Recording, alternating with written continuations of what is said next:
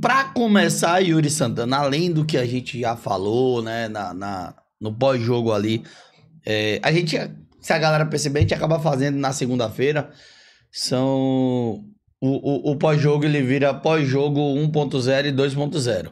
Porque o pós-jogo do estádio, ele ainda é no calor do jogo, né? No calor de como a gente tá ali ainda com o nervo à flor da pele e tal. Hoje já é mais tranquilo, né? Hoje a gente já faz uma... Não que mude a opinião, mas que já faz uma outra análise mais fria, podendo ver alguns replays, algumas coisas com mais calma, exemplo do que repercute mais na coletiva, de como vai ser a semana do Bahia e por aí vai. Então, olhando por esse lado, Yuri, tem algo que faltou ser colocado após a partida de ontem? Não, acho que não. A gente conseguiu falar muita coisa. Falou sobre a declaração de Senna, as declarações de Everaldo, que repercutiram ontem depois do resultado, a forma com que o Bahia jogou, que admito até que o primeiro tempo foi melhor do que a gente cobrava naquele momento. Analisando mais friamente toda a situação, todo o contexto de um primeiro tempo, foi melhor. Não foi perfeito. Ou seja, a Bara tava certo. Quando ele dizia que só faltava o gol. Exato. E assim, eu acho que juntou um pouco de tudo. O Ceni falou isso, algumas outras pessoas falaram isso. E eu acho que juntou um pouco de tudo, de toda a frustração que a gente vinha de 4 jogos sem vencer, a dificuldade de finalizar. E eu não tô dizendo que o primeiro tempo foi perfeito ou foi muito bom, nada disso. Mas eu acho que a gente, e eu me incluo, pelo menos falo por mim, a gente pesou um pouco mais aquele primeiro tempo justamente pela falta de gols. É claro que faltou um pouco mais de definição, a gente cobrava um pouco mais de finalização, a chance grande do Bahia foi aquele chute de Tassiano no primeiro tempo, que acabou indo para fora, que tirou demais, mas ainda assim, você analisando, tudo bem que o Atlético ontem parecia que não estava nem aí pro jogo, pouco atacou, pouco tentou durante 90 minutos, mas eu acho que de uma maneira geral o primeiro tempo do Bahia não foi aquele lixo total como pareceu em alguns momentos, ou até a gente falando durante o intervalo. Acho que foi um primeiro tempo um pouco melhor, do que o Flamengo, muito melhor, porque aquela partida contra o Flamengo ali talvez tenha sido a pior partida do Bahia no ano, ali, top 3, junto com a do São Paulo, que também foi muito ruim, uma partida ou outra do Bahia que também foi muito ruim ao longo do ano, a do Cuiabá, do Bahia foi muito ruim aqui na Fonte Nova, aquela do Corinthians também, mas o segundo tempo foi bem melhor, conseguiu repetir e ainda melhorar o nível de exibição do primeiro tempo, aproveitou da fragilidade do Atlético Mineiro, que vinha bem mexido, bem desfalcado, as mudanças do técnico Milito, nada, aquele Cadu não vi tocar na bola, o Palácios, só ouvi o nome do Palácios. O Hulk só quer brigar agora, né? Mas o Palácios, por exemplo, eu só ouvi o nome na hora que falou assim, levanta a placa, tá saindo Palácio. Eu falei, quem? Palácios. Eu estranhei também, porque eu não tinha falado de Palácio em momento nenhum. Tinha um tal de Palácios em campo.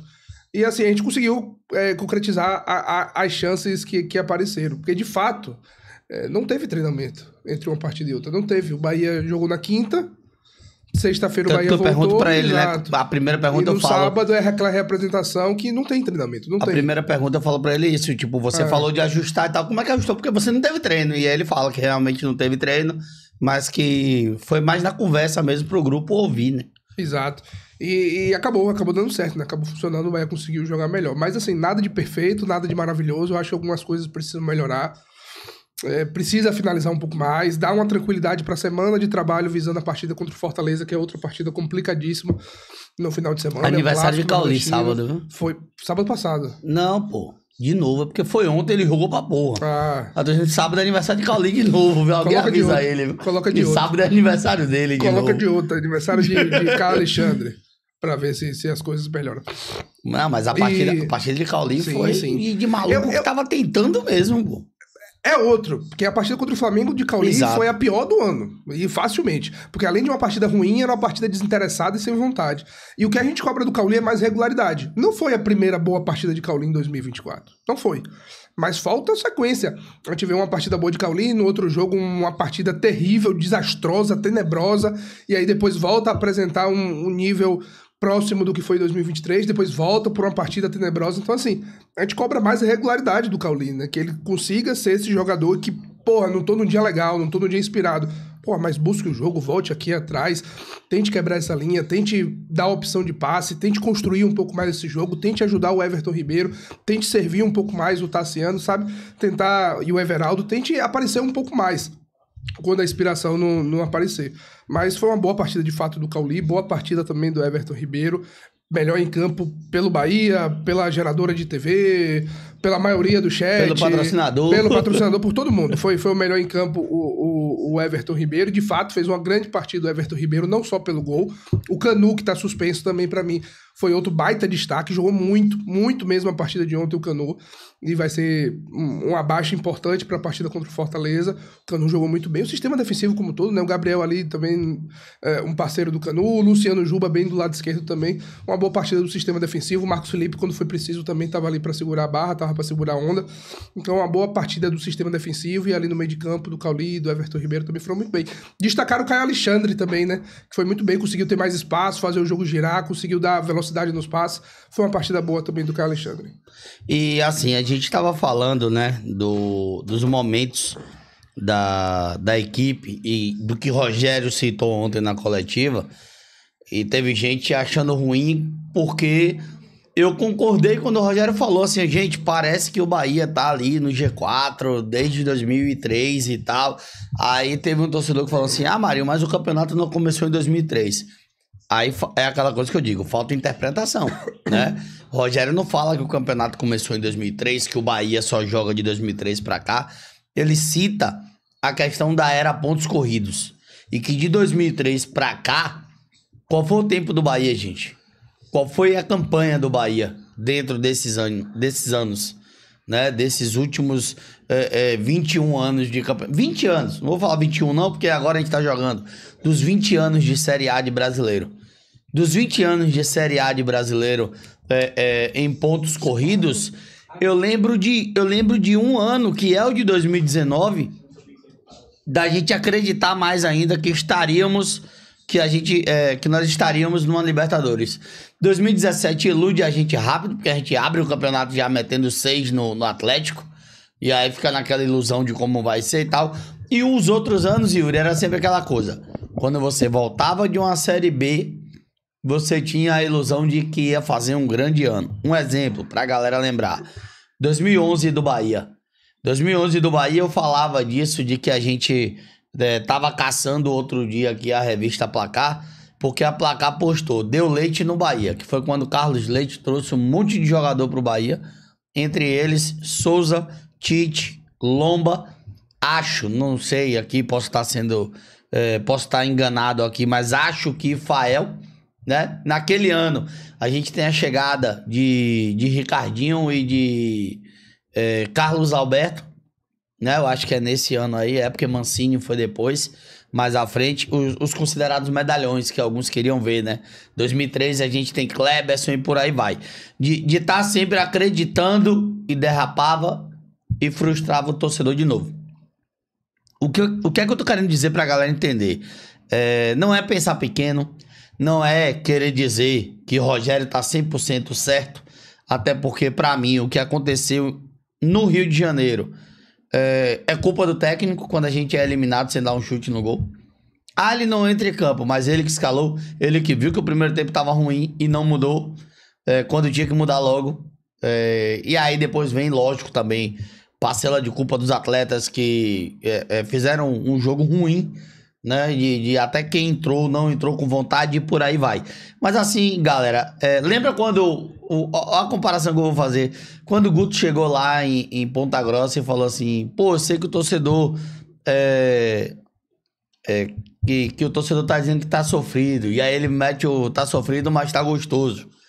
E tipo assim, foi depois do Bahia ganhar um jogo fora de casa, onde ele já falou, eu sei que a Fute Nova vai estar lotada e tal. E a galera ficando pé da vida, porque ele falou que tava sofrido, mas tava gostoso. E esquecendo de olhar o cenário. Eu falei isso aqui uma vez e fui execrado por alguns quando eu disse o seguinte, pô, que massa, a gente tá em crise em 7º. Falei, olha que maravilha, olha o quanto, maravilha no bom sentido, olha o quanto mudou o cenário. Hoje a gente não tá em crise na zona de rebaixamento, hoje a gente não tá em crise como no ano passado, em 17 jogos, ganhar 18 jogos, sei lá. Hoje não tá em crise, olhando pra Corinthians, pra Fluminense. Quando a gente tem uma crise, como foi de 6 jogos sem vencer, a gente, na pior das hipóteses, caímos pra 7º. Voltamos para 6º, estamos dentro do G6, possibilidade de entrar no G4. E aí, Yuri, eu sou um crítico, você é crítico ao Rogério. Rogério é tapas e beijos comigo e com o Yuri, porque tem uma coletiva que ele chega tipo a de ontem sorrindo.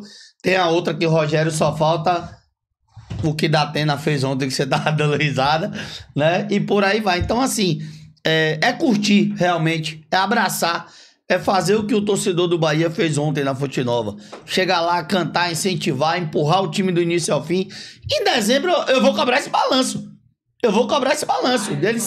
Dele sentar com a imprensa e querer falar onde foram os erros, onde foram os acertos e onde o Bahia terminou no campeonato. E tomara que daqui pra lá termine dentro da Copa Libertadores. Acho que vai ser parecido com o que ele fez ano passado com você e Teles, né?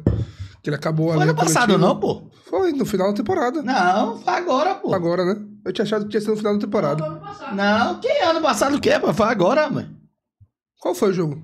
Foi um jogo que tava tudo engarrafado, casa cheia. A galera pode lembrar aí. Foi esse ano, pô. Eu achei que tinha sido Bahia. Foi esse ano. Que ele falou, você tá ouvindo o seu canal? A gente já tinha voltado de Manchester, pô. Não lembro. A gente já tinha voltado de Manchester. Eu vou olhar aqui agora, eu vou lembrar aqui qual foi. Mas foi esse ano, pô. Mas deve ser um bate-papo como esse. Mas é importante fazer isso. A coletiva do Criciúma, ontem... Fábio tá dizendo aqui. Foi Bahia e Criciúma, Copa do Brasil. Pronto. Bahia e Criciúma, Copa do Brasil. Tinha achado que tinha sido Atlético Mineiro na última rodada. A coletiva do Ceni ontem rendeu algumas declarações que interpretaram de algum jeito diferente, né? Teve gente que ficou mais chateada, mais enervada. Teve gente que entendeu muito disso. Que é disso que você tá falando sobre... Eu acho que é um pouco das duas coisas. Sendo aquele bem em cima do muro mesmo. É um pouco das duas coisas. Eu entendo o que o Ceni quer falar com isso. De tentar desfrutar um pouco mais disso tudo. De tentar curtir um pouco mais esse momento.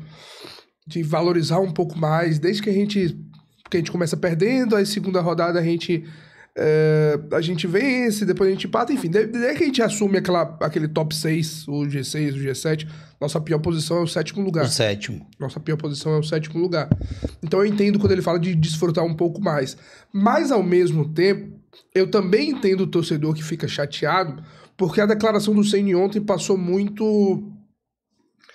como se ele estivesse fazendo um favor. Como se ele tivesse, sabe, tipo, porra, aspas, bem aspas no que eu falo, tipo, cala a boca e fiquem felizes que isso aqui é... Vocês nunca viveram. Exato, e vai ser isso aí. E estão vivendo exato. comigo, por minha causa. Exato, bem isso aí, bem numa forma rigorosa de falar, mas bem isso aí. Então eu também entendo esse torcedor, porque eu entendo esse torcedor também quando a gente nunca teve esse investimento.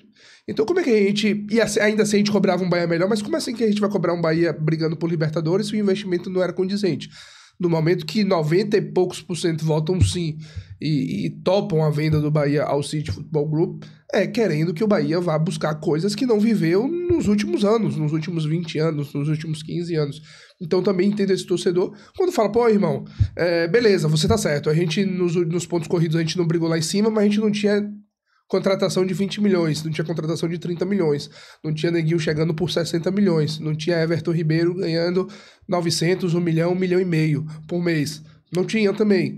Então eu também entendo esse torcedor, eu acho que a fala do Ceni ontem lembrou muito, em outro tom, mas lembrou muito aquela coletiva do Paiva após Bahia e Bragantino, que ele goleia, mas que as atenções vão para a coletiva do Renato Paiva.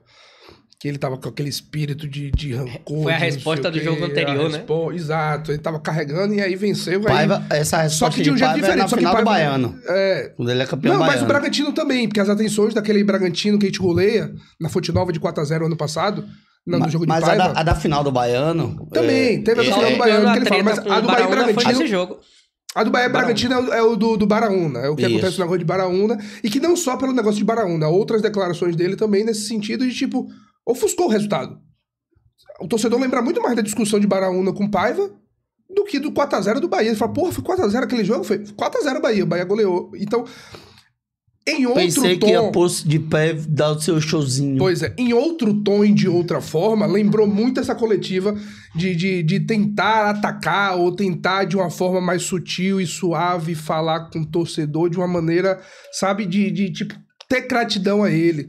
Enfim, eu consigo entender um pouco dos dois lados, entendi o que o Rogério quis dizer e entendi também o torcedor em alguns momentos quando teve aquela queixa, e eu só espero que no final do ano a gente esteja todo mundo feliz. O Rogério vivendo isso e o torcedor na Libertadores. Um ponto que é interessante também, Yuri, quando ele fala assim, pô, vocês pegam pesado algumas vezes e tal, inclusive eu abri mão de rede social por esses tempos e tal, ou seja, estavam dando na jugular, né, como a gente diz. Chegou, o popular sentiu, irmão. Sim. Tipo, ele tava sentindo as porradas que ele tava tomando. A ponto de incomodá-lo e de dizer assim, ó, quer saber, velho? Ó, deixa o celular aqui, eu vou fazer meu trabalho e não quero ver rede social, não. Inclusive, porque ele assiste. Lógico. Ele vê muitas coisas. Lógico. Não é ninguém que fica no juízo dele, igual o Paiva, que o assessor ficava lá cortando e mandando, não, viu? Ele assiste. E inclusive, esse é o ponto que eu não concordo da coletiva do Rogério ontem. Quando ele meio que generaliza de todo mundo, que ele dá o exemplo do Flamengo. Eu? Exato. Que ele dá o exemplo lá do Flamengo falando de trabalho, que precisa mentir, como se... Aí ele dá um exemplo e vem uma notícia hoje, né? Sim. Pronto. Sabe, esse ponto eu não concordei. É melhor, então... Era melhor, quem entendeu, entendeu. Era melhor que você... O que eu quis dizer agora. Era melhor que você apontasse o dedo e falasse, aquele ali... Fulaninho de tal, que nem fez o Tite agora recente com um repórter... Que é de fora. Não lembro, mas tu enfim... mentiu. Mas deu não nome... Não é mentiu, é mentiu. Mas deu nome, né? Mas ele deu o nome de... Como é o nome dele? É alguém lá que já não gosta da treta. É fulano. Se o cara fala assim, é Yuri Santana, Yuri, tu mentiu. Aí eu falava, e eu não menti, ficava lá. Mas enfim, mas eu acho que ele erra nesse ponto, quando ele meio que generaliza.